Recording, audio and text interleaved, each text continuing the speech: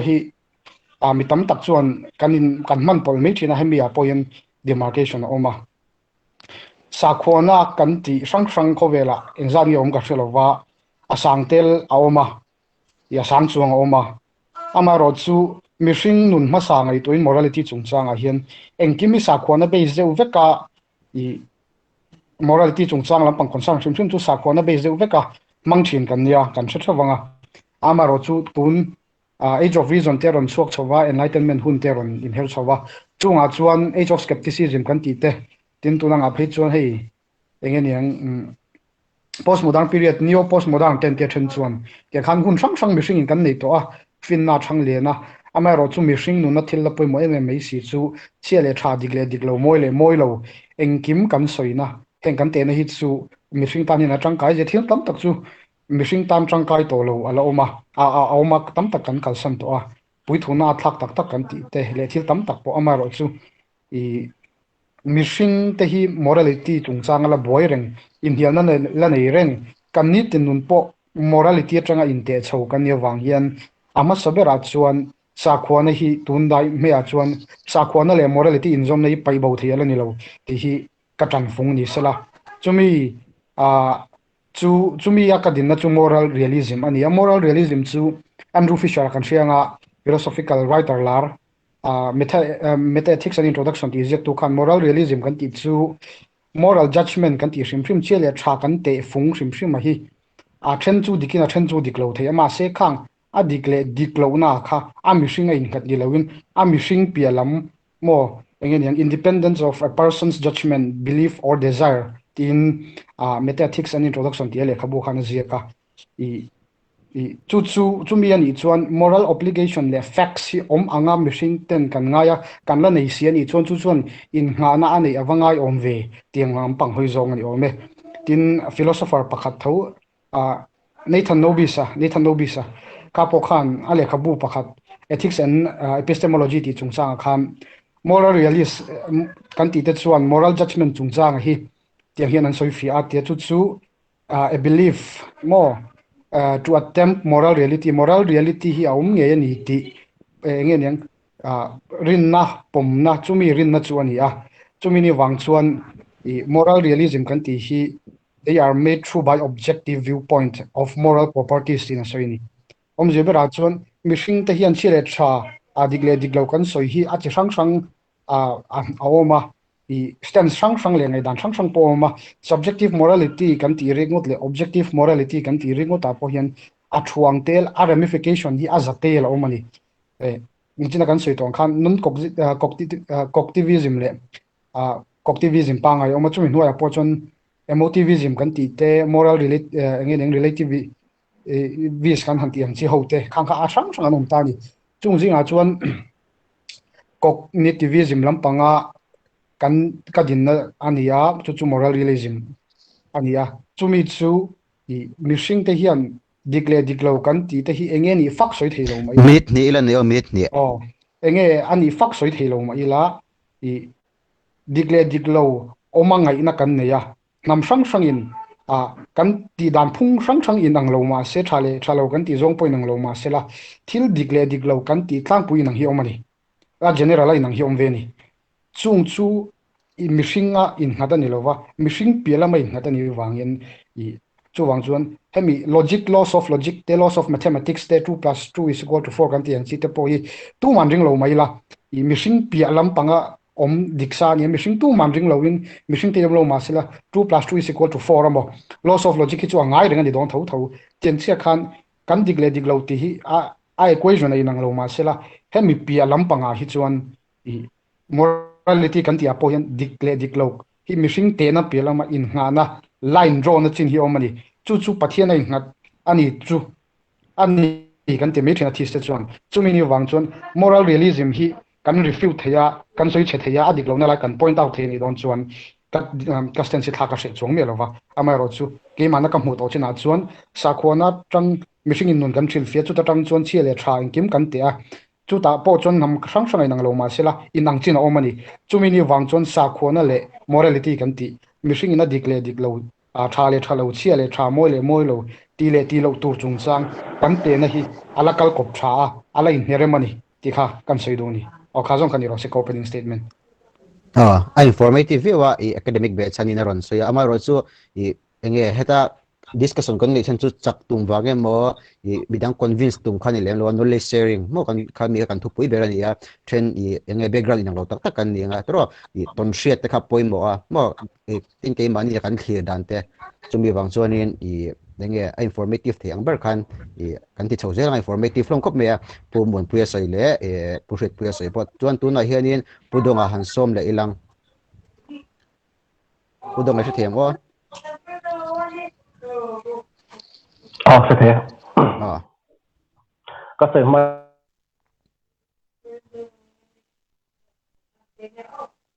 chuan midang kha mic kha off the chonin off ram ilang thì nó tụng đâu được đâu.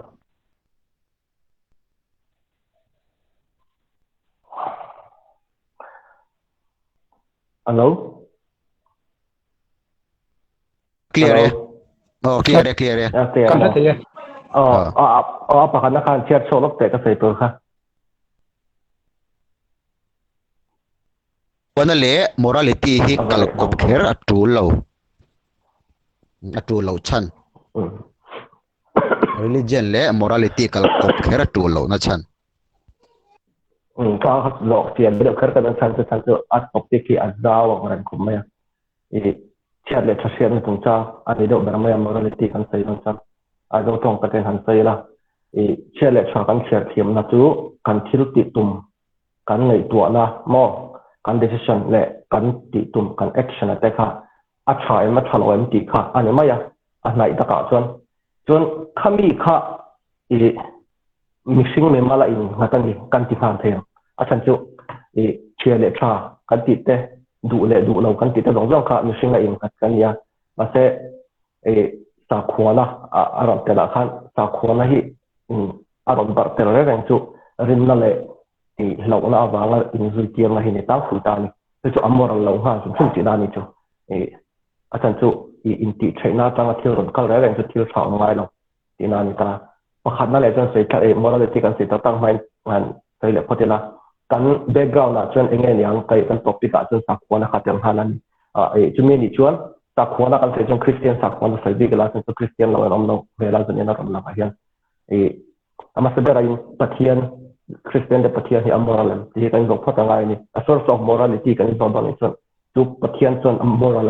thil declare tha atinge a khia dan to kan ena ngai bible hi kan en chuan thu thung hoi bi ka phei chon tual tha te mi pui genocide atina sal nge athukin le ti re hi in en chon in do na pathian ni angin ama mi te le ti bak chu engma le to na le lo morality a pom long thut ti da nia chu tiang chu pot chon men du long ti da ni athu pe pin chi re to wa chon oti pathian kha amoral lo wangin christian te pathian hi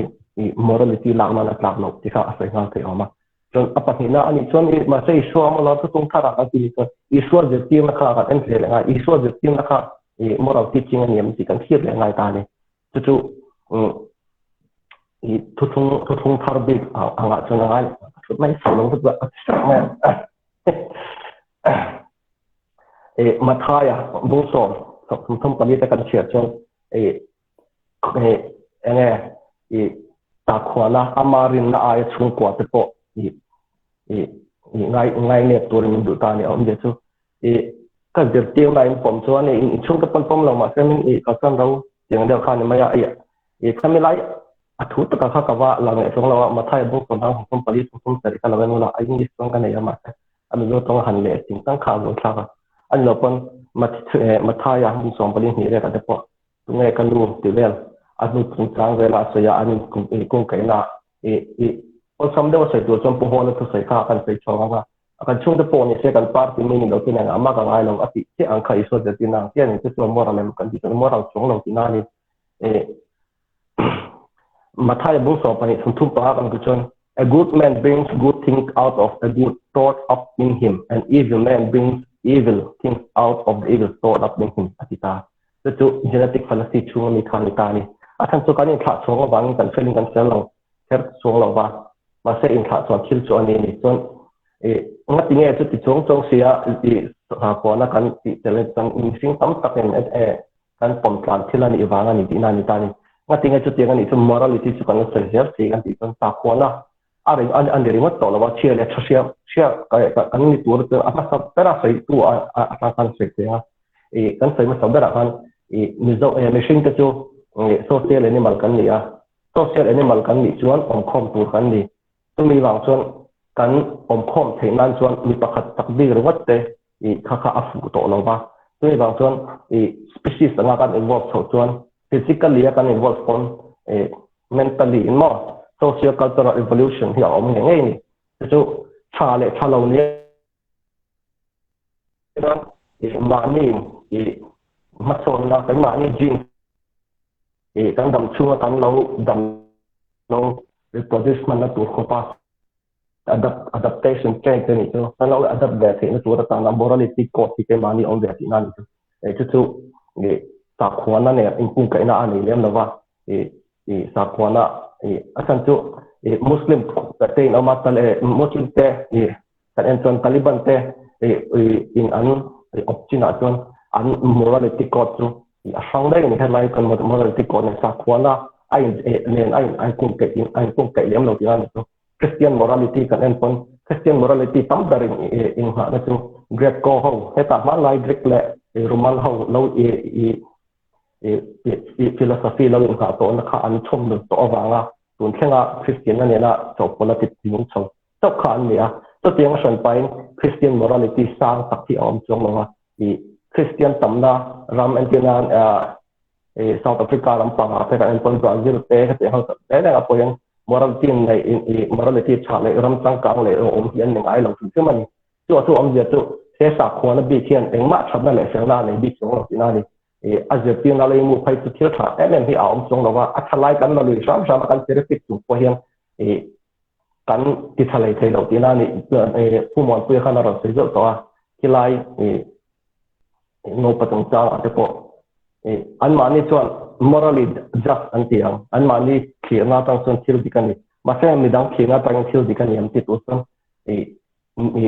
zau ta kan hoi angai ti na ta sa khwana tang khalai kha adikem ti an mani chuan ai dikai ti thawa mase khovel kum pat an angai to sa khwana bil te te ka kan thir ni chuan kha kan thir di to lo chuan chuan morality based on logic le science angai to ti na nia sa khwana tang hen ni morality han based on ei to lo akan chu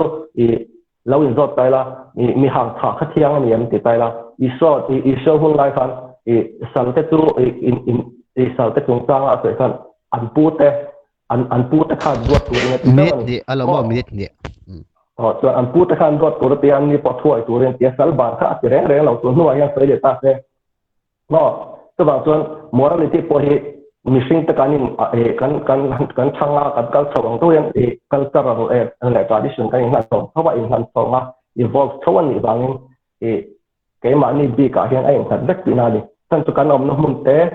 kan socio economic din hun tele kan ram le din hun le le nei asanga to bangin khatenga sa kho bi kam absolute morality ka om thela wa to bangin eng sa kho mai a base the dik lawa a base thiang lawa a base kai lo bok ti ka sa theng ro se kha informative level wa chuan i puriat puiatan khanin i hun honglo kelang minute ruk chu pumon puyan i aron counter na chekha minute ruk chungin han khunglen tumlang chuan i kohena khan pudonga i tunaron soi kha i enge a chanlet na minute ruk mo ine longa chon topic da kan kale don asan chu tuna kan kal pui da na hi a topic a hi a defend tu lampang hi test lampang ani wangin pumon puile pudonga kha chuan soina hun voi khatan denga chuan i test lam i kohena le i englo puriat puya chuan i defend na hun voi khat kha an nei vela thung don ania chu tiang chuan kan atira han ka soi lawa kan kal lan to rakha hun kha akal chak de bo se kan tran har de box in khan in tiani ka chap de win i soi meng opumon puya i run counter na cheka minute ruk chungin han chang don te le chon chu mi zo ko hena kan som meng hal don ni ka tong she thei tro clear i ama sain thilan clarify lo ka duwa chula i tuna hian in consistency kan ti te i moral objectivism hi ka sense ni lawa kan ti de asan chu I existence of God te po kan soi ta kata hanin pathian ka kan proof tak thelo ni a possibility a om theina chance ka chu engtin tin mo argument sang kan duam thaya ma se kata hanin knowledge tak azu phok chok zo lo thlai ka kan share vek po karinga chulaya chonin zanna kar ka stance ta hi chu engeni pragmatic approach de win practical relevance an em kan na hian ti zong khan ani zok ma ti lai ka sai zo ka chonin o pem pi khanin I morality chung chang a khanin atte na pa ngai takom thelo atia I achan chu sa kho sang om ta khata khanin I te lo a in hriat thiam a thamai lo mo ti kha ngai dana ron se chu ta chonin I ngai to tai la kan engeng a practical field ta na theyengem in hriat thiam to na ringot khanin kan nung ho theyengem mo ka thir phak china chun ti la a thei lo kul holin ka hriani asan chu in hriat thiam na ringot khalai morality I te na tur a principle kan dei miu lo kha chung khalai in hriat thiam na ringot a atanga inun ho tu kha chun angai na omin ka hrelo ani I khalai kan ni sela chon point pakhat le kan reason manga kal lawa authority manga morality kal pui a thalo aron ti ta chulaya chonin reason mangin engtin nge moralities engeneng ideas liu ogin an ngai sia khata hain reason mangin ang kalang mo abuai tani achan chu kan reason du dani ang lo reasoning kan ti the rationality kan ti thei ama hianin intrinsically a nature a thami alone cha absolute in a nature tha ni mi alo kan man dana zir chawin ni kan te dana zir no kha reasoning process kan man dana thang chi khanin ti mai ten kan justify thei chawni tuna sual zong pun ka reason vak thei mo chulaya chonin chuta tak chonin I reasoning mangor ngora I kan nuna value judgment moral statement mo thalo chung chang vela kan ti don ni kha chonin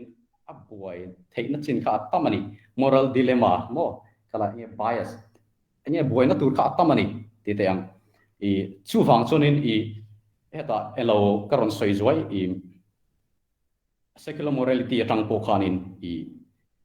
principle angai thau kan duang thau ethical consequentialism te mo I antinan Aristotelian ethics te ti khan an duang chok thau ani angai tlatani achang chu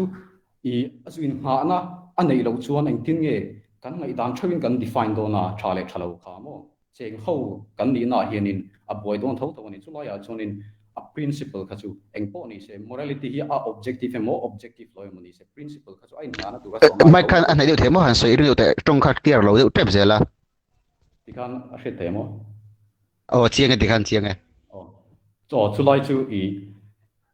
engeng a practical field ta khan mun pui tak ton kha chonin e morality hiani grounding principle ama mo ni mo atte funga kha ma mo tlatani chu ni ta sela chonin a point khat leya khanin rin na hi nge at rin na thatlo na mo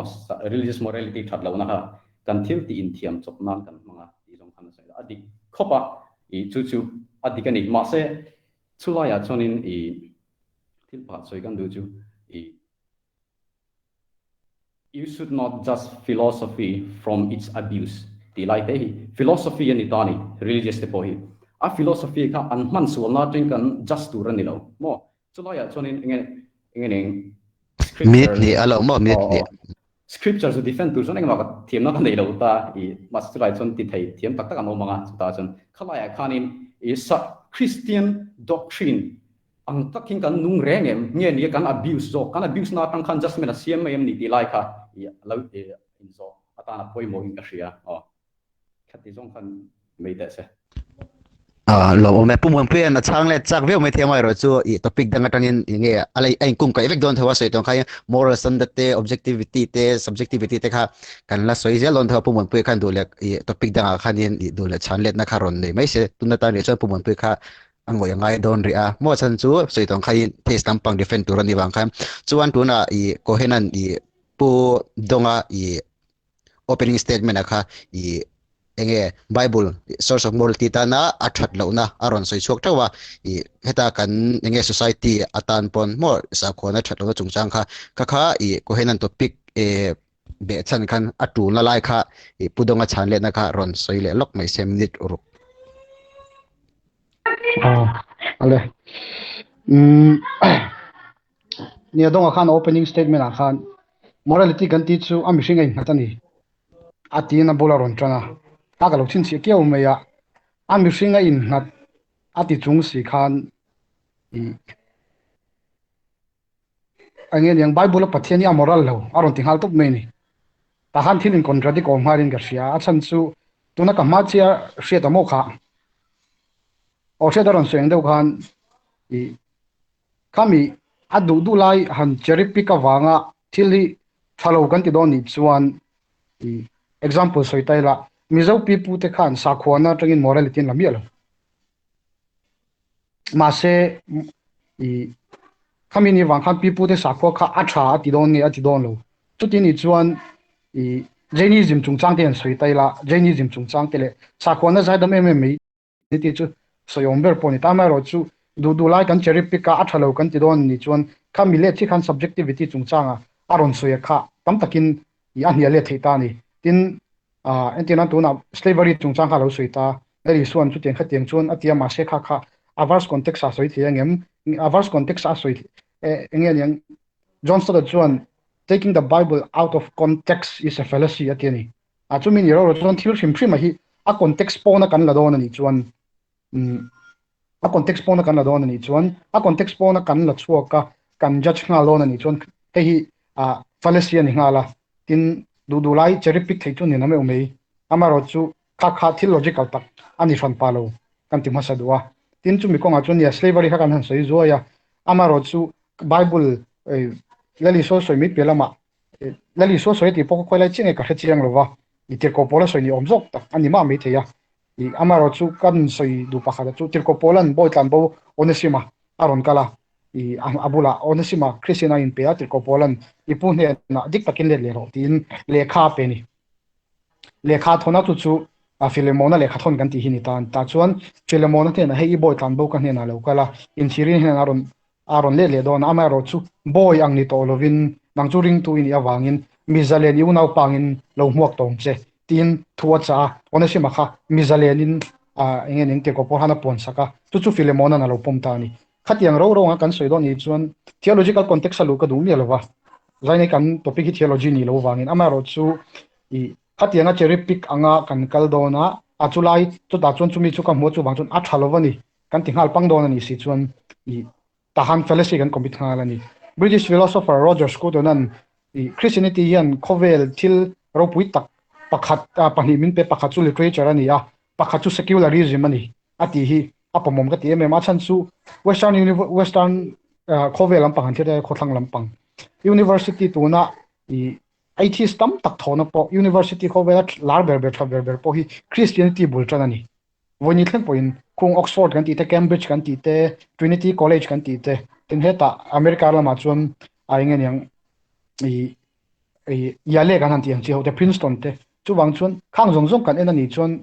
a action anga kan judge don ani si chuan i atha ya judge the tam tak awmani chu mini wang chuan i action kan cherry pick don kan judge ai chuan i moral ontology akal taila enge morality kan ti hi enge omjia engtin nge chu amoral lo ti kan soi thei moral ontology chungchang ai zuk achung zuk inquiry la chu ta tang chuan diklo thalo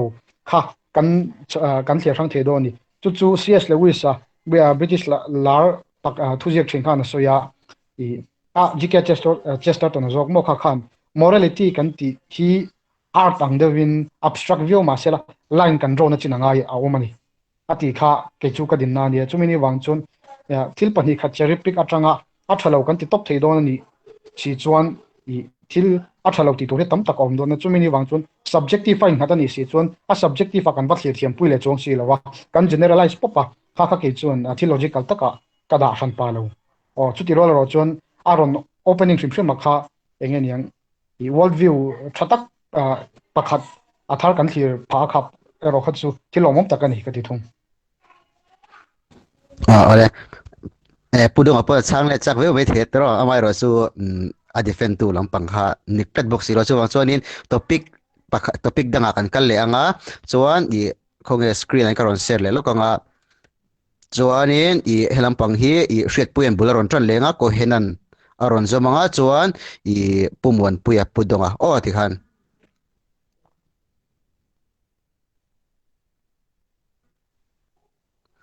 o in hmu mo I hriat puya le I kohena in tran na tur chu I enge I religion tel lo chuan thale chia digle diklo ate theilo mon china I pumuan puya ron ti chi akha pumuan puya pakha ron soi chun zom chakin karia khami kha I hriat puya I nge ron chan let na kha chuan pumuan puya te tran phong tu po kha religion tel lo in thale thalo digle diklo ate thei dan mo ate theilo te me thema ro chu te thei dan kha ate theilo te ro lo wa enge eng tengin nge ti lai kha I khalai kha chan mani nan hra chiang zo kanga pero khalai kha I tuna I hriat puya in som le lokang ni china mi kha in chan chun som theng hal che do de kha fu ria win ka ria nè discussion anu khop mai elo I helai a hianin kan topic hi thema ka ti thu ni lo mai te ma se I han sai ning le ka duwa chu ta chun sa ko na tel lo chun tha le chia dik lo ate thei lo ti ai chuanin I karon soi ka du dan jok chu te na dik om thei lo ti jong han ron soi ka duwa theve ke no le sin sen ani ang khan ke min topic po ka herdang lam du chonin a herdang lam theve ka nia nè chu la ya chun ni I thalo mo morality kan ti kha I hemi moral framework hi kan mamo ni siam kan mamo ni sina amamo kan mamo shin kan mamo je kha chu ka soi to khala ya khanin I ingeni pathin rin lo na tang atheism mo I ingeni agnosticism atang pom ni se thalo chung changa I ate na turi chu an zong ani mo I china ka thin pa ko hena ron soi ang khanin non cognitivism meta ethics huanga po emotivism ten tia ingeni prescriptivism ti te khating te lai heta normative ethics lama mo ethical subjectivism ethical ingeni relativism ti te tingai dan thia ron ping ma se hengai dan atang hianin hengai dan hi ingeni anun pui tak chona theilo zia ve a boi thak zia kha I social animal kan ni na ka soi to bok tha chulaya chonin I principle an zong ani mo ate na tur khan zong ani a grounding principle kha an zong ani an khami ate na tur kha foundation om lo kha chonin kal dar anoi don sia idea sang kan kal pui kha chon chulaya chonin a boi thak dona chu tha tak chon I sakona tang lo chonin te na dikhaum thei lo ni sakona chonin I rinna theng kan te ta I morality absolute ani pathian ina pathina tang kan nei ni hemi kan moral understanding chale chalo kan fiat thiam na pathina tang kan nei ni kan ti ta so ta chonin I chu a principle kan nei sa ni a foundation kan nei sa ni tong rin du them mo tong kha hriat a har lek lek du thina ale ti kha ni an chiang e ti kha chuan chiang veu chu ni ta I chu ta chonin I a principle khan zong ani I consequentialist approach mountain mo I heta hedonist ethics ten tia utilitarian ti te mo utilitarian ethics te ti khanin Aristotelian ethics mo khalai golden mean principle te pogan thing ti khanin a principle an zong ani angian zom na chan chu an morality an zungai dan tak anga zu subjectivize don chuanin kan nun pui theilo kan nge ni social animal kan ni na hian applicable tlat lo ani chulai chu a chiang viewin ka hria o han soi zo vak em pongain ka hlo khala chu tiang toi te ngan tok ngai chuan I kohena khan I khalai kha bulan ran vela sakhona le morality I chungchang kha thale aswal action chungchang mo antina voluntary action I non voluntary action ti vel te pokha I dule I asoi kai vek thianga khami chungchang bi ka nga kha chonin action chungchang kan te na I moral judgment chungchang kha I sakhona be chan khan hantile lang chuanin pumon pui te kha chu I nge sakhona tel lowin at nge morality chungchang kha mo moral judgment chungchang kha an soi vele turang ngai lang okay po hriat a soi deuh khan I khami a topic a kha twist lek ka duwa aram chuan I reme lo de achan chu ka I hey moral argument shim mo thislamina morality kan on chop chwa hrim hian eng argument poni sela morality chungchang poni sela I kan khel berzo ke chu anda a bottom line ai ro hi chu mi hringin I pathian rin na telovin amo sa khona telovin thil tha ati theyem amo I at engen mi tha mi fello ani kheram pathian telovin ti lampang ani lo wa underline theme a bottom line zo ka chu I pathian telovin chiale tha kan ti hi aum thei tak takem ti zo khini underline theme chu hei hi mi tam tak hian I an hriat thel fo thin ania sa khona tel lo hian amo pathian rin na tel mi lovin thil tha ti theyem amo mi tha ani theyem kha I morality I tis huang chunga reasonable ta kan soi ni chuan kha an motive ani ngai long an motive zo ke ro chu mi hring in chia tha diklo kan ti te hi pathian tel lo hin om thei tak takem tin subjectivism hi anon tackle zok tak ma chu ni ti ha kan soi ma sa duwa ke yi ma bi ka chuan tha chu ti thina me mei pat a chan chu ai atheist tam tak mi tha tak ka mu nem lu to ka tha chau ge bon me thre kan ei chau ama ro chu tha kan ti hi I line draw kan tuma entina tuna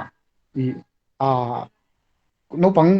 kum som palimi nupuya nei hi a thalo kan ti ni chuan chu khoi tanga drawn out nge kan tum ektangi kan te ti zo kha hi I kan soi tura chu ni ta ni kan khel ber zo ka tura chu amo I jihad in dona thiang hlema wanga mi tam tak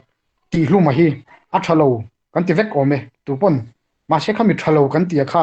I subjectivity do kan kal do ni chuan khapa khan tha ti mi ho bom hlum chuan tha ti dana lom tin kan en liam thei tak takem hria da soyang khan I kan subjective wise ngam tak takem ti zo ka khani underline theme chu chumi ni chuan mi hringa pathian rin na tel mi lo thil tha ti theya thil tha tak po an ti tewani hemi kong ai chuan thi so pon zir tur tam tak an nei yang chu ti rol ro chuan tha le thalo an ti hi an soyanga subjective ani tak si chuan I enga tinge khowele lama min khowele lama tol thana thengi kan wangai poi mo mmc enga tinge kan wangai poi mo mmc tin thil chu amoral lo ti kan soidon ni chuan I amoral lo kan ti chu ke mani ngai dan mei kan soi chuange midang tan kan soi chuat sak thei ngal zok ti kha ai kan question let pa na ni ngal box la chumi konga chuan pathian thelo chuan thil tha chu ati theina me mai ni tin kan ti fo ti po kan tum zelang a chan chu I Christian theology a chung Christian kan ya sakho dang chu kan ri sak thelo wa pathian an puya siam ama an puya siam imago dei kan ti khaum ta ni khami ni wang ha chung ke mania engen moral intuition hi chu om to hrim hrim ani an pui imago dei kan ina la hian kha chu o karin na huang chung ni me se la kha chu I khami ni wang khan I not necessarily ani I really faith in God hi ama ro chu faith in God pe lama unnecessary I thil tak zo ka ro chu is it ngen morality kan ti digla wan soi thina hi a base to rom lo chuan a theory ang hian subject device ngam tak tur kan ni em ti a hi ka challenge le na di box la ka din na chuan ke chuan a base ya o mangai don ni chuan morality kan ti hrim mai en base na yangai do na rule te fung kan nei chen angai do na chumi a chuan ka ngai tu po hian tuna hian morality hrim mai science kan so yang do hian mihring kan la zir zela a to kan thleng me lo nia a en kan thleng me lo kan la zir so zela chet bel tam tak kan la neya psychology philosophy subject rang biology biochemistry teng kan la approach reng ama ro chu kan la zir reng kan a to kan thleng lo ama ro chu tuna kan hriat phak thina morality kan ti hi thale thalo tiang zong hi mi zong ta na kan generalize ngama kan soi thei don ani si chuan amo tol thai thalo vek pong soli thalo vek nuam ti wanga mi ti hluma mi ngai saki a thalo ti kan soi thina kan pom vek tlang bokanga mi an dileng lo chu kan tinam don ani chu enga nge ai nga angai chu ke ni this te chuan I maximum good pathian I ama tanga thalo na reng chuak thei lo chumi a chun kan ngap thina ni ti kha ka soi thei dog ne ro se ole a chiang level me kha I chorin I tun kan she tur poi model ni ka she chu I taste lampang kha I enge instance ka ainang lo ainang dik lo thia atheist lampang bo kha ainang lo dik thia mai ro chu ya poi mo ber zo kha chu theism man ni lai le atheism man ni lai zo kha mo I morality ang lo vek mai thia ainang vek lo mai thia ni ethics upon tin epistemology lampang te metaphysics lampang ten thia da ainang lo vek mai thia ma ro chu a penge ai ha da ber chu theism man yang de wang khalina pang po atheism man khal an thiana kha chu enge kan lo cliffy me do ne tuna pumon puya lo som leang oh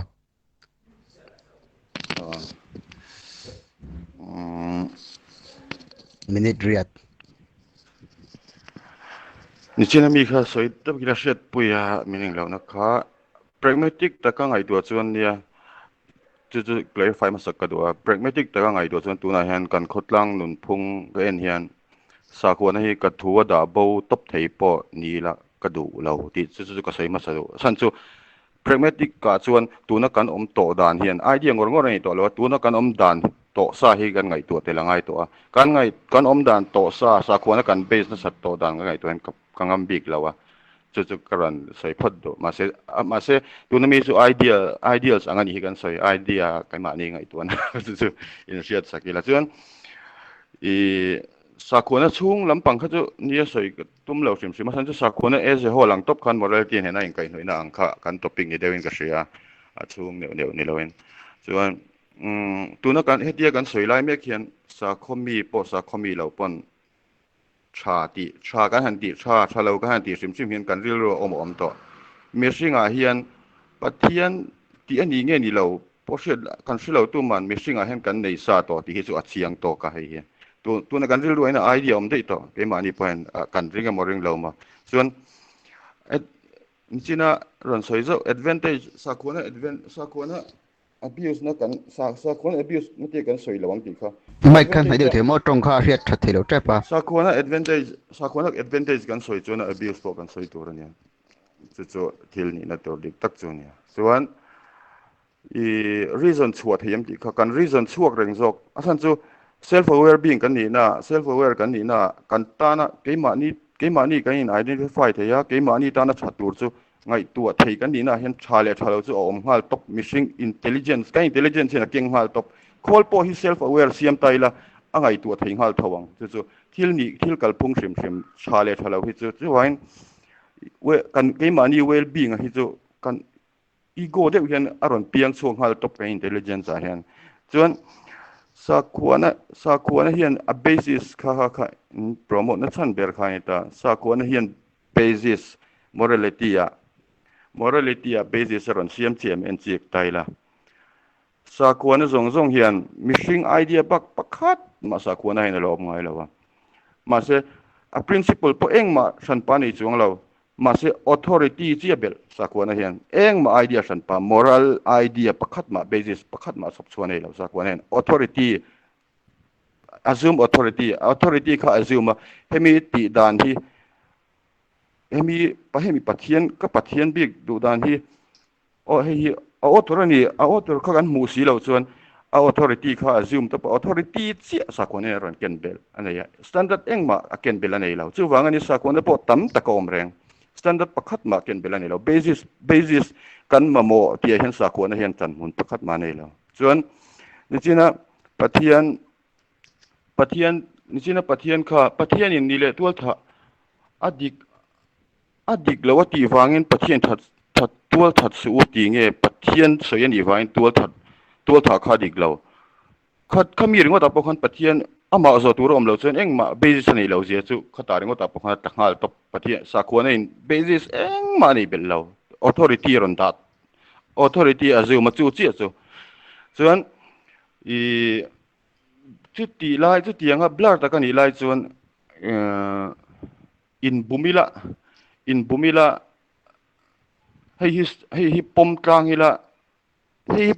khatianga a chiang ti ko mu dor kan nei si lo chungani kha chuan hei pom tlang ila ti kha chu in bumang u ti na ni de ringot to chu ai chuan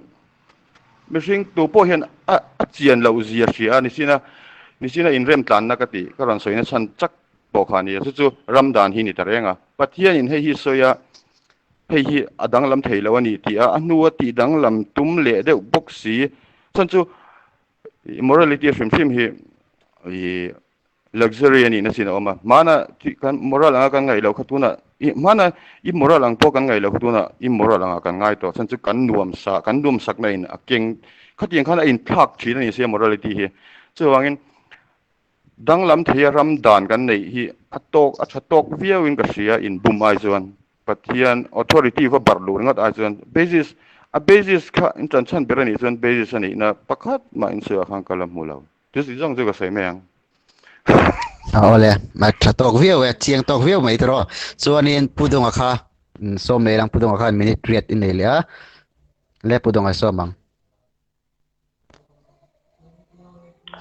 topic a zau se sai hun chung a claim box se cherry pick ang ta kan in lo thei lawa example kan in peka wa kan cherry pick tina ni kherlo ti kha i ang sen sang la sa chan chu rong sai to topic ka zau lo ta a topic ka sa khona tel lo in mo ke thei lo ti kha ni do top ma e akan ma sai ti to po kha lan pom lo vek ti kha fiat ma ya lan khang ma na ta sa chu lo sai chung tâm bắc tur koi oma mon le o ka te ma ka sai sun ram thong anga adang cho kanin ha na he right and wrong ma right and wrong ani ta e chu ai ha da chu affair am ti na ni e to khai sai phone na to tha ha kan sai le adik lo wan chu mi kan ma tha khan kan tan chuna koi lo ma se kha ve kha kan du tat lo ni mo chi kha kan du lo ni chi kan du lo wang chon mi tha kha a tha lo kan ti mai ni chu e ani na ta ka chon ke ma ni kan in da sang lang ni ta ni mi bum hi thalo kan ti pon bum de kan du lo ba ga thalo ti kha kan ni ta ni so kan in ha na zera ni pathina tai morality ron du lo na chan po moral e absolute morality om lo kan ti khan pathian ni morality pe lo ti in non proof na chen ha bo ka chu nang ma ni khan in siang ha ti ni ta chan chu absolute morality te of te pathian ni morality khun ta se a tha le thalo kan ti rong no mi do khavel mi do ram chu mai lo khavel rong da mai ai ang da kam no e mà sẽ thale ti in ang tam ta ko mani anti na small part support te thil book te so ethics ka kan sai lo ta lo sai lo wa ethics te po kan siam do ni chuan mo ka te nga po e missing in kan do na ni ya kan ta na fairem mo ami a khan e a desirable and undesirable lam kha kan te na ni mai ni ke ma ni chunga thang tu ni se kan du em kha hau te ania ma se chu ai na ni le tat e pathian kan je khatru anuwa de authority religion sin impact on huwa e anon e kende le nani mo to bang chuan e enge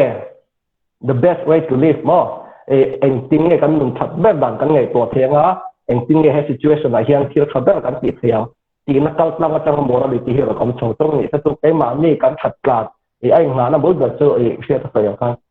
share ta mi tham sa bang na mi sa yang khan e society kan lianga kan cheng hawa ke mani jins kan pa chua kan dam chung ve te nom ta kan khosa te ngo pa ngai ve dewa kan khosa ta kan lo survive ve thing nan khan khate ya kan tolerate ton kha nga yo wangen morality e kan than den pui chawan e kha ka sai kal do ne don enge topic dang kha lo men ko sai chung lo kan ne au kim view e a kim to a cha cha cái topic ki al enge a toy na ngen lạc soi hi haram lo to ka mo akim lo zo na ke na ron chang le ngang ti han du tok yang chua mi bi ga kha chonin in chanlet na khom lo se to topic pa ni kha lo ma mo khel tur khami bi ga chuan in chanlet na hun kha ti enge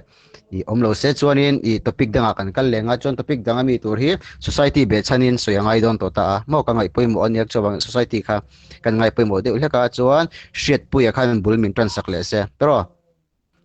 kan topic le tur hi khoklang nun man na siam na ko nga sa khona hi kan mamo ti chungchang kha chuan puman puile pudong ka chuan khoklang nun siam na ko nga khanin sa khona kan mamo lo chana kha ai i topic kha ai inzul chho char i atira i kan she dura chu topic kan siam la hian a ran pa le khabu in cher ngai lo tur kan ti dewani a mo a ran pa le khabu in cher hi chu boi thak ve deu thina chu wang chonin i a ran pa le khabu in cher ngai lo tur kan ngai dan kan soi chhuat theina tur rem chang ne ka hriat angkha i kan soi ho no kan da chu khan ne kha min lo khria sakula clear tu lam pang khan aran pa hanin chair ko le ka chu a boy thak to thina chu wang chu kan mu dan kan ngai dan sa knowledge kan lo ni to sa tang khanin a soi thei dan tur kha kan ro man deu dan chun ya chuan khoklang nun kan siam na konga khanin khoklang nun kan man na konga khanin sa khona poimo chan na kha ngo pa isu vel te bok ha han thar thole de wila tro man nim biang de khan nè hemi topic po hi na china ka soi lan to thau kan nun ho na tan mo khlaya sa khona apoi mo na ti mayang khalai kha khami mang po kana address thei thawanga helai point na po hi chuloya chun entirnan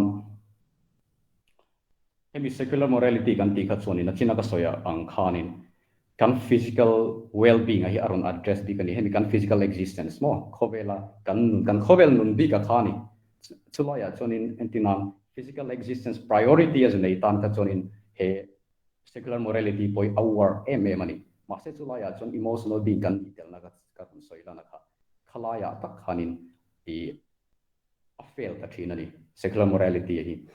chuta chon entinan sak kan khotlang nun bi ka peichonin hai ram anga kan nun hona ngin citizens anga kan nun hona ki ani che to lawani achan chu ram ang a khachonin engeni dan te kan nei ta mo jurisprudence kha khanin entinan minron khal khom theina chin kha omani ti mai te ang mase sa entinan khotlang nun anga chonin khami law and order kha mo jurisprudence kha arun inro thuklu tuklaw na chen omani gan khotlang nun a chuan ti te ang khalaya ta khanin engening chale thalo mo nun dan tur le nun lo dan tur ti mai te khalai kan zu define na tura khanin authority kan siam do na khanin sa khona tang lo chuanin a boi thak le thei ni chu ti te chulai chu anin ka ria chuanin sa khona a that lo na chu chang entinan kan thil tia PMP han ron soyang de han tu na ngo pa isu te po hi dinga kan thil ti khanin kanin thiam chop theina te mo kan thil sual ti kanin thiam chop theina te le ngai dam kan dil chuanin pathian thena ngai dam kan dil chuan ril dam taka kamom theina te mo khating chung chang po khanin ti taila sa khuana abuse na ani theng em ho ti lai kha ngai da no mani achan chu kan engeni scripture ang tin ya injia ti lai ne na en kop kha trying ka an mani ya an worldly wa tanga until ti just lawin mo a philosophy atang zo khan kha sa khuana kha engeni a doctrine engeni nei mo kha da tang zo khanin engeni philosophy ni na khan ju just judgment kha ju nei jok tura ka ngaya chulaya chon tuna kan nuna kan thil ti na engeni kanin thiam chop na theina tiang an aron soyang chi te khating jong song po ka abuse na ni jok main ka hre ke ma chonin khalai ka ni sela chonin khotang nun man na le siam na konga chonin sa ko na ya poimo ka ti ni ke ma chon acham chu agree pa kha mi tham khom a tham khom na kha anani ti mai te yang hemi kan idea sa tang authority ka siam chop ai chuan mo thenam pa ngai dan mei tia mo ka ngai dan dik adik ve thau tiang zonga khalaya again authority kan impact na konga khan moral subjectivism chu ala boile ta thawani mo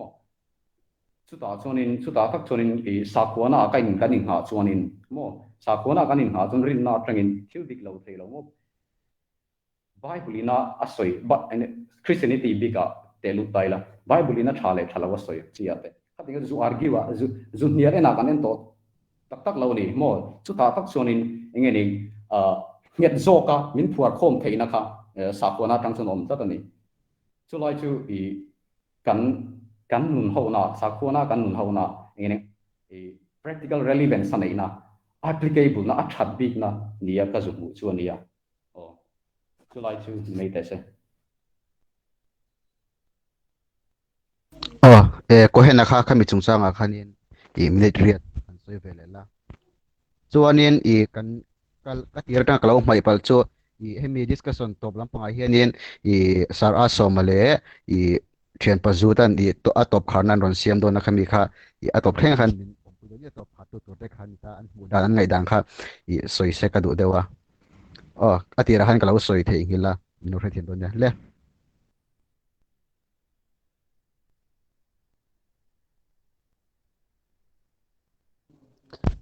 Mike kha aram oh tuna kan soi akha a topic akha ron iron soi le lok i khoklang nun kan man da emo khoklang nun kan siam da emo tuna kan dan phunga hrim hianin sa khona kan mamo zel la chan mo sa khona tel lawin khoklang nun hi a thangim te jo khami ka nge mo adanga longai to ta lang chu sa khona atel nge angai na chan kha khoklang nun na chuti song chon hria them on kan soi de lom ni chu hemi topic bi gai chu sociology lampang subject la hawin soi se chon an thiam le zo ka ringa chan chu ani society zir chiang na sam nia i amaro chu ta chuan mani chiarang chun te chu kan soi lo thei lo wa i tun din huna chuan missing society hrim hi i engen yang in fel fai taka in rem chawanga ya organized community nga ya i dan le du no manga ya dan le sai o manga ya tin in khap na chin te in khap lo na chin te tin kan dan tu ra po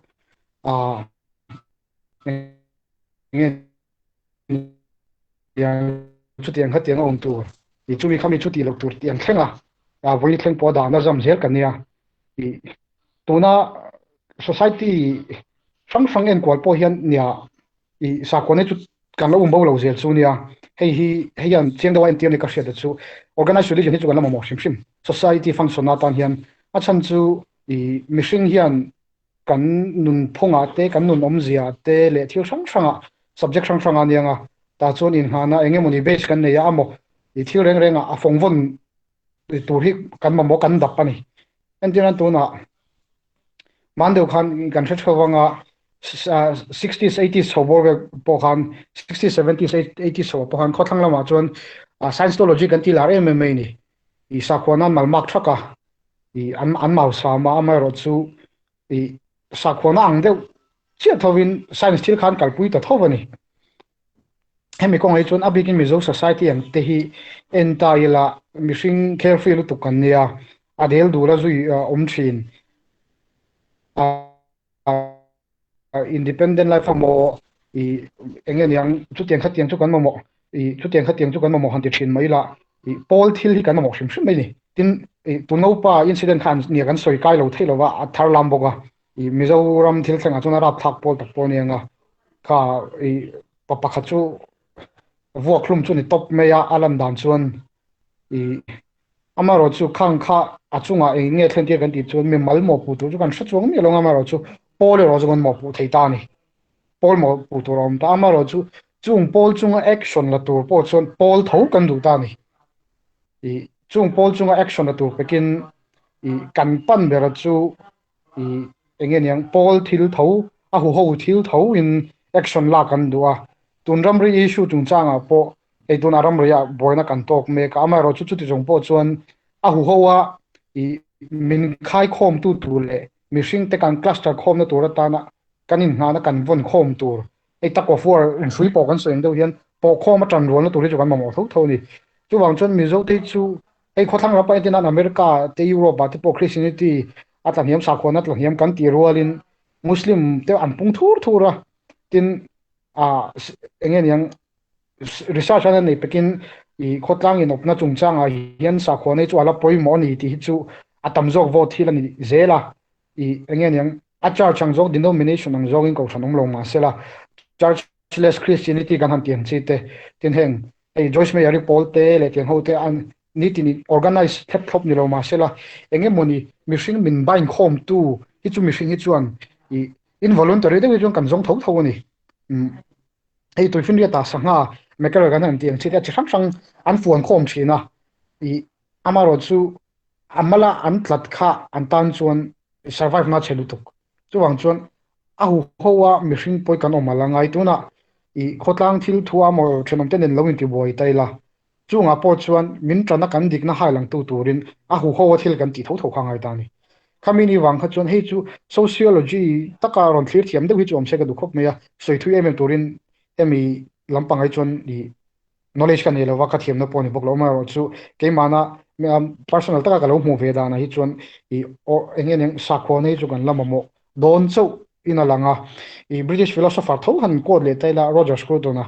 i 2020 kham wal million sana ni po khan khang to po khan a soi chu i sakho nei ti bo vek mai la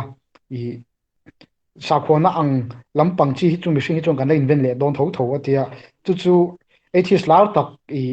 Christopher Hitchens sa kan hrianga khang to po khan kha i Douglas Williams ani na tur an ikola an debate talk show ni na te po khan kara khan kha a soi kha nechina i monpui ro soin do khan i tuna hian i khovela sakho na zong zong hi ti bo thei turin i authority to nei ta thutila ka ti bo lawang ti chungchang soi kha khamini kha chuan sakho na hian art te culture te kan khotlang nun hona hrim hrim music i literature and kima hin influence ane ya music ina value kan zonna ni wangin hemi ko ngai chuan sakho na hi ala poimo don so tuna poina ala poimo me kani ti kha ka soi thi tok ne ro se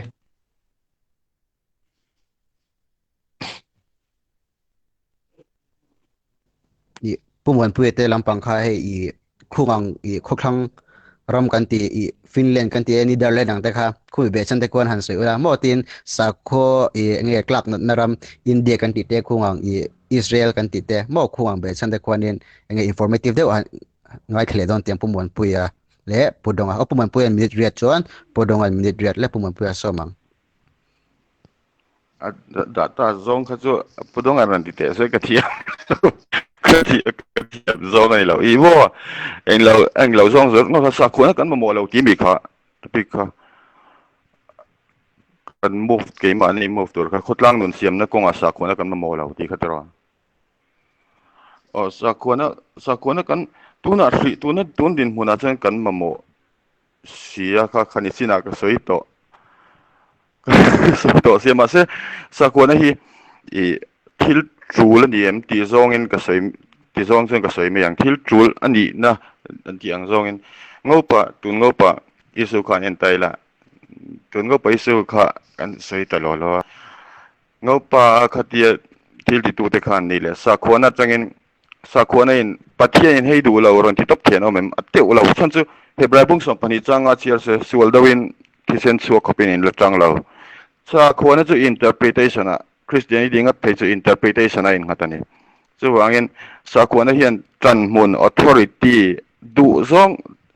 fear fiak takwa man thei acha zong le che zong man thei thil pakhataron sapchuaka authority hei authority ani hi kan fakna chu ni rualin hei appoint na em chu ni hei ka idea ani ve sim ti responsibility khan keng to lo authority an nei chat ton mani khan kami bible khan an chan thei chat to tin sa khona ina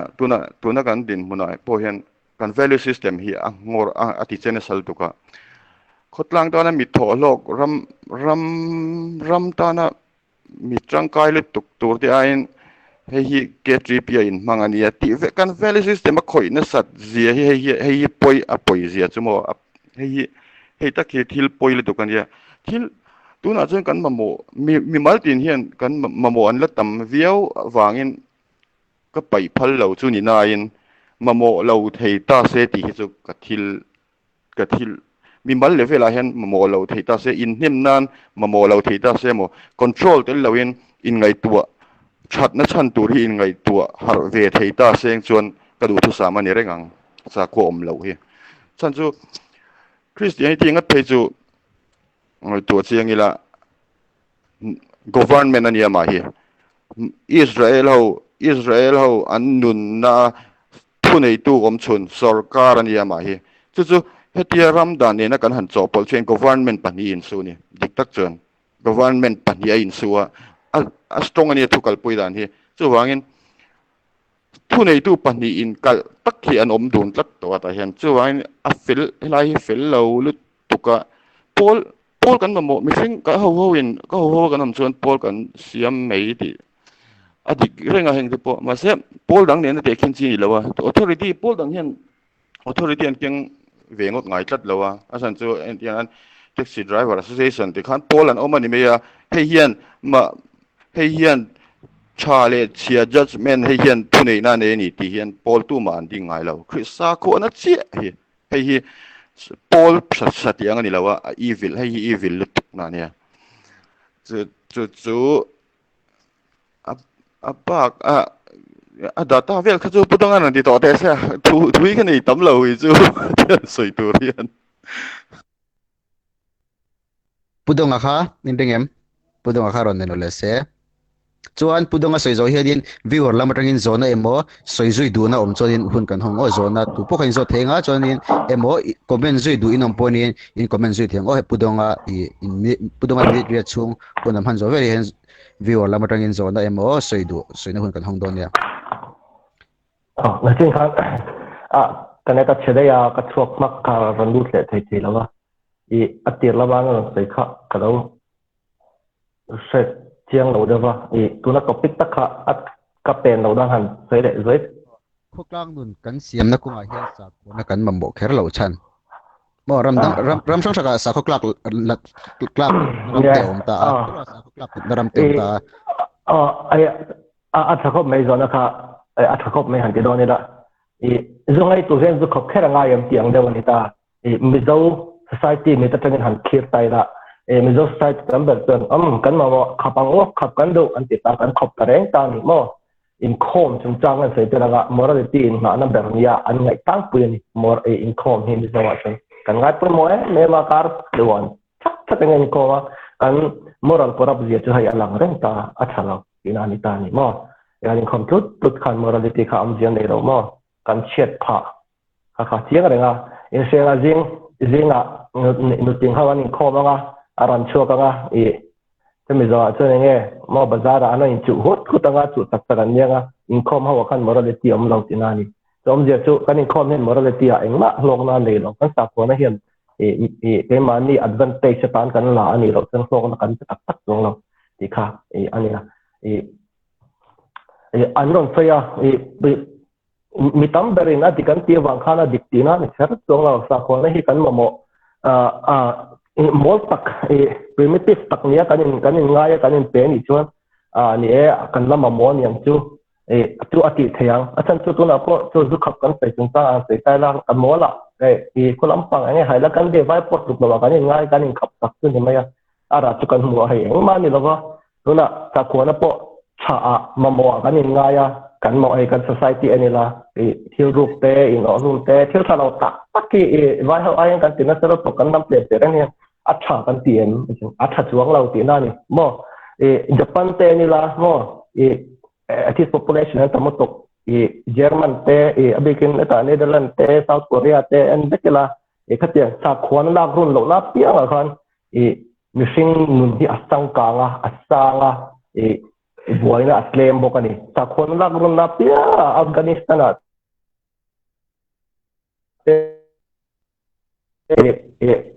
tong da abikin Muslim country ate Muslim country lo apo Christian sa khwa tam utrok na ho 89% do thon ni na ho ta po ta Mexico ti te ho te eng ma lak ta kanom chuang lo sa khona hi base tham ani lo ti na ni chu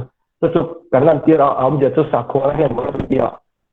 in te thu viau ma se authority ba ka adu lo wangin ke ma ni in kan advantage kan lak thei tu ani chuang lo chu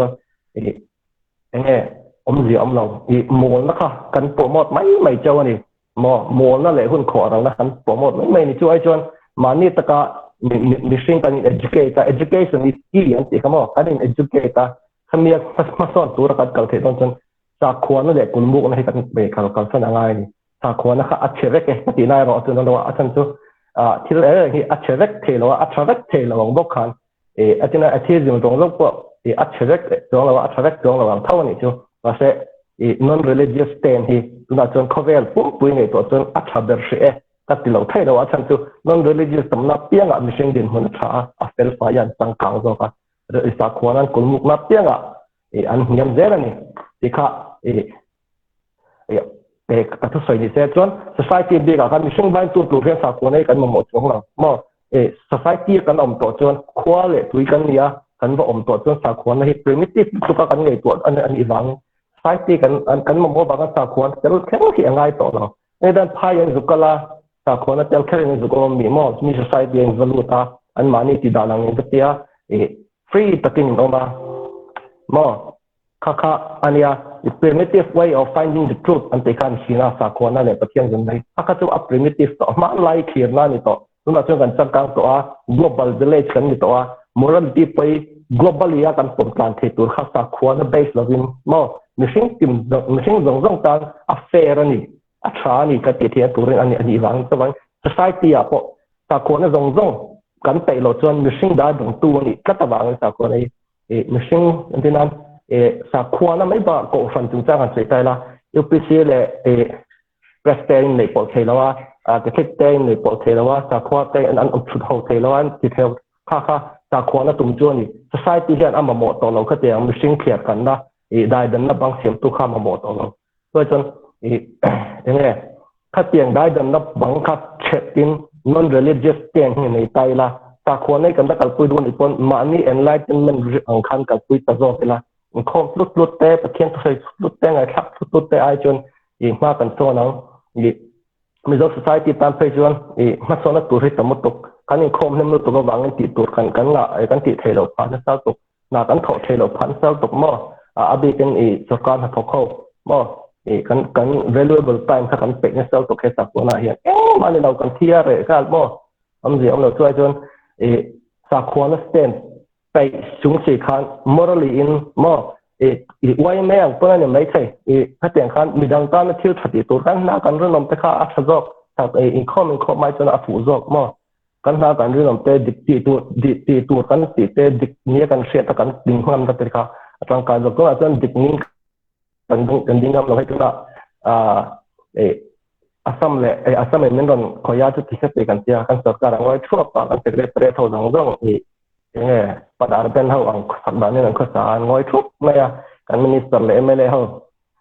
ta amol sin hawan lo tong ve zo kha tiang chau kha kan society in christian lai min khan tin chu ni chu wa chuan hil tha ani lem lawa atan chu individual kha min empower lo atak awangin mishing zong kha kan team ta kan ni mo power kan hlawa power nei hau lai an abuse box ya chu sa khwa nei min khan ani christian na le lem chan nei min khan ani lo in hi so bang son sa khona hi kan ma mo to lo wa mo ma mo tlem pe an lo omang kha tiang hau kha chu exceptional case ani ta chu ma se missing individual tin hi chon kan ma mo ber lo ma se ma ni peace kan jong du ni chon khu fan lo se sa khona bi ki chu akal san thai ma se pathian zon na tung chang kha chu ka sai thelo kha chu ma ni personal preference mit khat lo wa se jalo ka fan le pathian na tung chang pe kha chon khalai hi chon kan mol na primitive mind hi kan promote zel du ni chon sa khona hi ala tha ma se kan mo kan sa khona kan society hi ala mol mai atiang hian kan kal zelo kan di chon kan in pom da ni ke ma chon ma son tur chon kan kalangai ka ti chu ka sai thai to ne lo se ole viewer tang khanin enge mi pani han somlok te ang viewer lam tang khan tu nge ron soidon no viewer lam tang khan zo no emo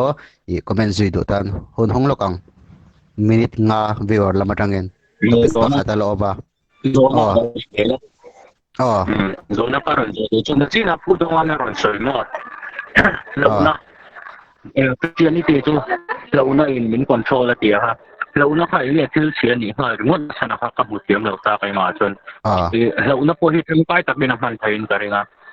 tura hianin kabula hianin dora ka thua tu na hian lei chi tam tak mo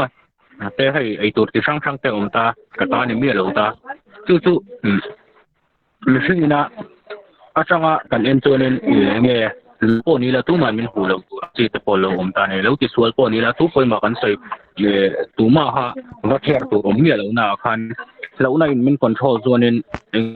tu mo min hu ru kia tu ra na mo rin da mo ha ti ne na kan ru le bang nei tu na control zone in mi wang rot bo khan in kan lo na wang le kami kan ti lu lo na mo murutu le en rutu kim shavek uma kan nei nen kami po khan til thalama po hian min therem be thai thau ni ti lai hak mai dan ani ta ha na tangkai tak ina man thai thau ni kala chuan lo na be pa ha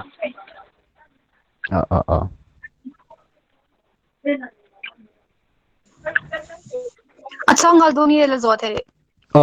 zona camera on la thi ram chuan chuan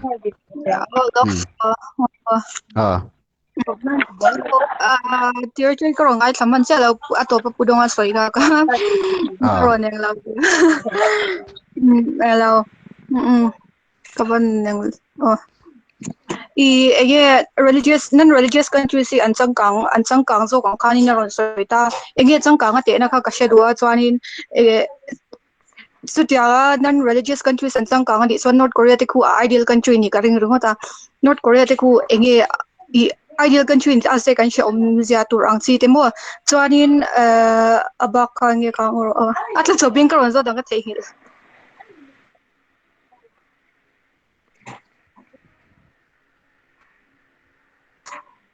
chuanin lok ron soi bil do autte them nge chak put do nge in she them ka cho Sero soi phodro chuanin anglo tis lampang be san kanin karon soi til pakhat karon soi tel lok du chu mishing kan kho sakhona hianin nge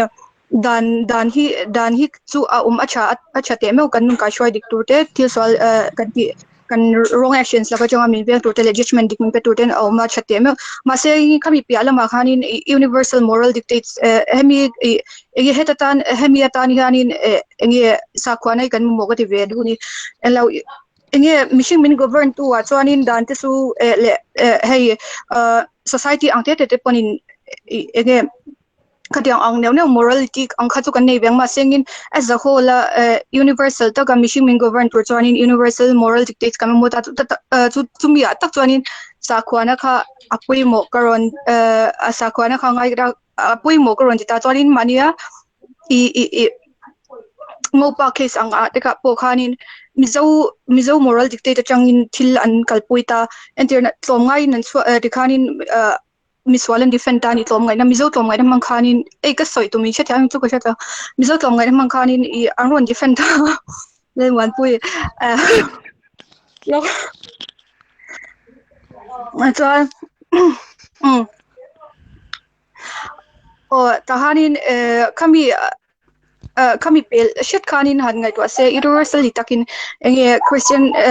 anin khoma na chin kham pudong khanin khom te kharon se se chepa ni khom na chan thu che tak kan zera azom lo tu jok chu kan ya ka in ko shan kha ta hang kan dem thei to lo ta hanin enge biblically or a religion atanga clear shim khanin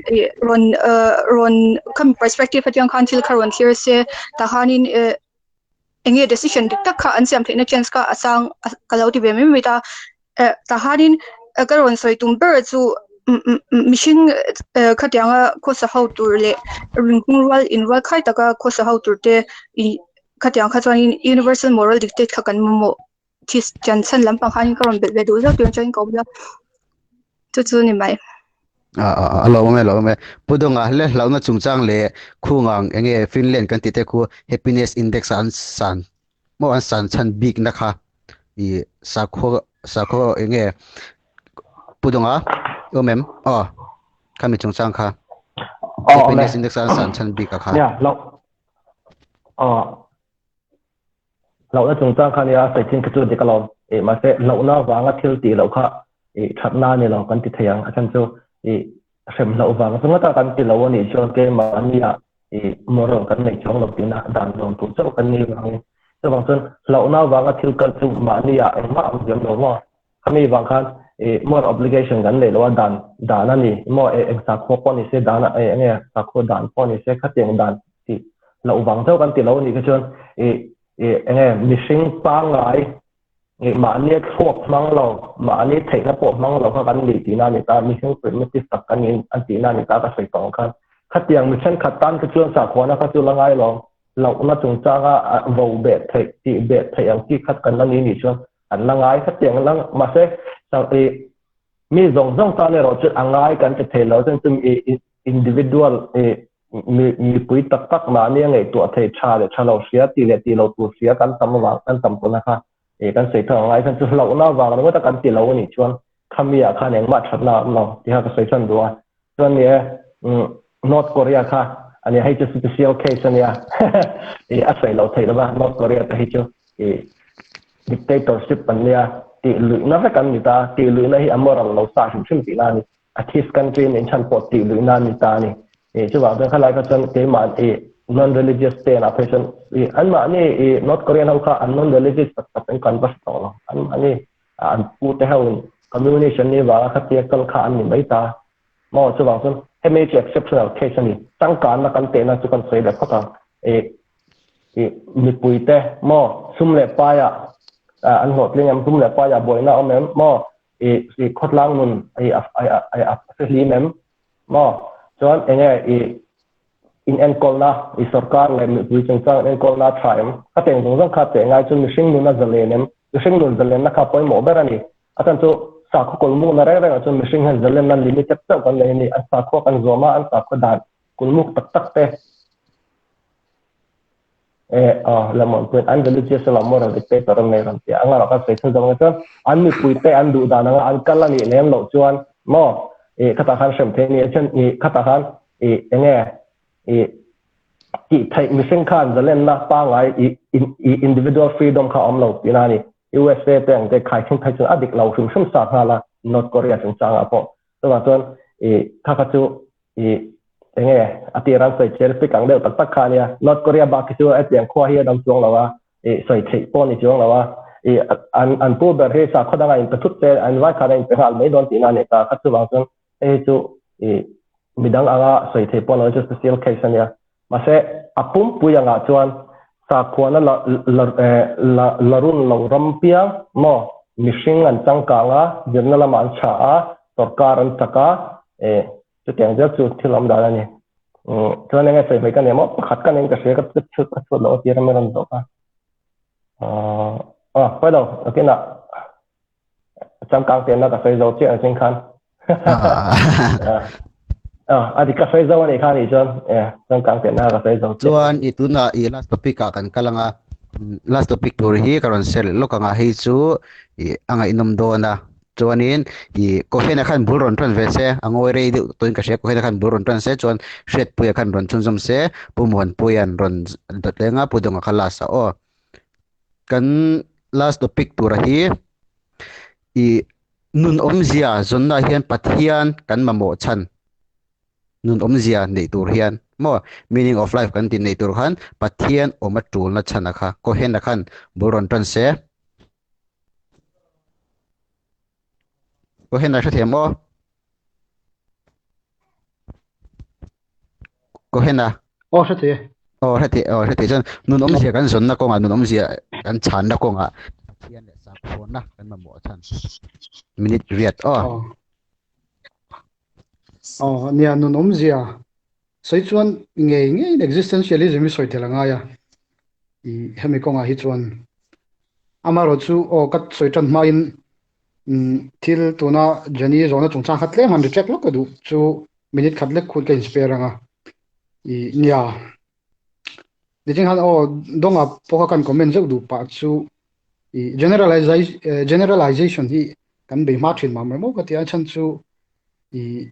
tuna khove ram for developed countries of fourth ranking hi Iceland and nia amaro chu an official religion kha Christianity ni Lutheran Kausan ania hengte po developed countries khovela ram ral muang ber nuam ber mi pui po lim ber na ram thana nia an khang deuh zar zar reng to amaro chu unofficial religion an nei tlap men sarkar khuan chu Christianity nia Lutheran Church khang te kan ngai to chuan country engeng thil pahni khat soya chumi mang chuan adik bere kan ti thailo na chingkhana tia atamjok mi adon tama wang hian dik lo tina ni lo aron ti rol khan khovela chu tiang kha tiang tamna chu undevelop zelani aron ti box se khami kha begging the question ang dewa mo fallacy che khat chu ni shriming ka she kha kan lo masadua tin nun om je chungchang a hian mi hring hian time memorial kan thiat phak lo tangin nun om je kan zonga kan thira pian chan kan ayam om chan kan ayam enge ka ti tu chumi nun om je kan zonna konga po chuan morality point tel thein ringa a chan chu ka thei ka ti turani hei ka ti lo turani hemi chungchang a hian chu man kum enge ne thale sate hun lai tang to pho khan mihring hi enge omji ti kanin zot chau char chara chana solid tak zom lo wani amaro chu chana kan pom tlan thei vek ko mihring kanin ang lowa kanin an lo ang chen kan pom du zong le dik kan ti zong point ang mi lo ni ta chuan ka soibel do chu hemi ziona sang sang philosophy ni mo enge neng science ni mo enge yang eng subject sang tang pon ro se psychology pon ro se mihring hi enge ni tia soi de fek fok thei kan lom no kan pom dan poi nang lawang sa khona sang pon kan soi dan nang lo ni hemi konga hian friend Danish philosopher Soren Kierkegaard kan sianga ani hi father of existentialism ti ania amaro chu arama ngai san em kit pai para kan sianga kit pai pare chu ani lo ati ani lo na chan nge kan ti chuan Kierkegaard ta pian ma kum sang hi sang thum malam ma to kum sang hi sang thum me pon lo kum sang li don liam ta khan Solomon ate point mishing nun hiang malo me ni lo ti ve to thoni ati ani hey bible a han share taila ta than khom kan ti te thusil tu le jopa thu te hi mishing nun omzia zon na ni tani ti chuan bible ina aron portrait ber chu pathian hi mishing nun silfiana tan hian a thato kem ti hi ni a chu sakhona atanga kanlak heti kanon kal koi do na chan chu sakhona dang chu ka soi thelo chan chu kala von lo wa kan zir chin le kan thia chin kan le kan share chin le kan ngai thak chin hi ni me ya ataka waton le ataka waton lo hin an lo wangin sakhona dang chu ka soi kan thelo wa amai ro chu philosopher lar tak tak kan ti abigin existentialism a po mishing nun omzia zon na bi ka hian Christianity hian mun lai mo changani existentialism philosophy school pa ngai formal taka aron din so chona chan po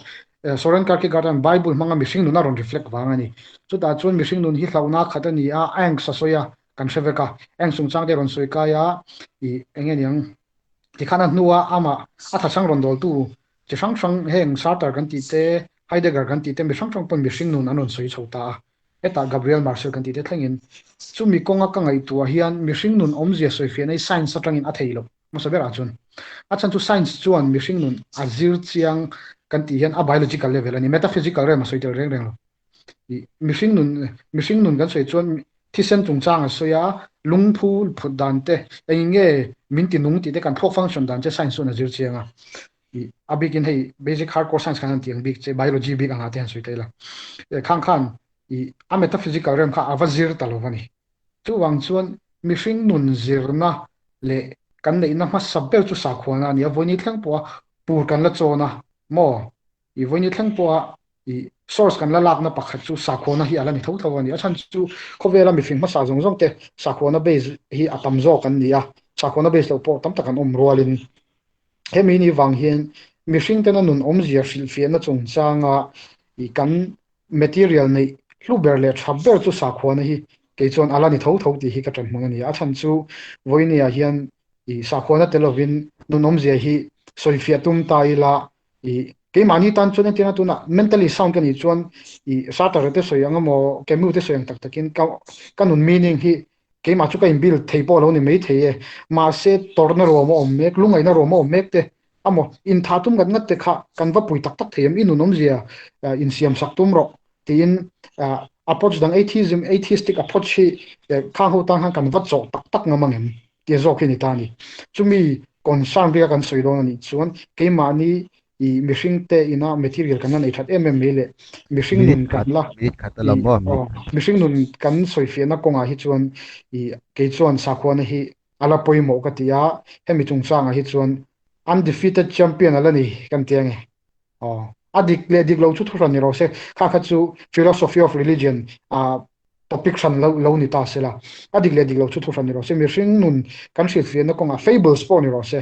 mishing nun silfia na mit kan manga legends thon thu hla engkim kan mangta chung zong compromise wang khada da tu sa khona hi ni wangin ke chuan hi kan la nei thabera ka ngai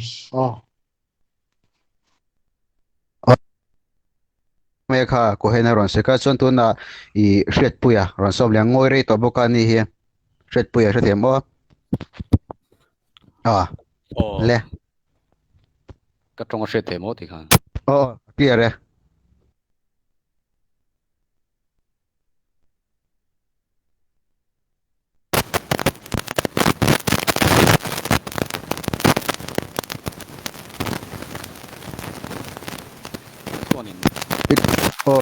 itong ri clear lo tuk til ri atam lo tuk hello ha clear che ari to lo che machine in nun nom zia kan zon sap i nge ni ngachin mà achina ron soya po kan zong ani i sa khuana pathian ring kan niemo ring lo kan niemo nun nom zia hi kan zong ani mo chu tha chonin i nge kan kan nei charani taila china place pass kala tu soi ka ron soi zo a po khanin kan ruak ei ma ni hi kan thin luan ruak ko mani i pathian rin na chawina a hno kha te ruak ko mani atiang deuh tak tak khanin ania chu ta chonin i he nu nom zia kan zon na konga hianin approach sang om ta chu laia chun ka ron soi chak dewa chu i essentialism hi ron soi chau kan chak dewa i Greek philosopher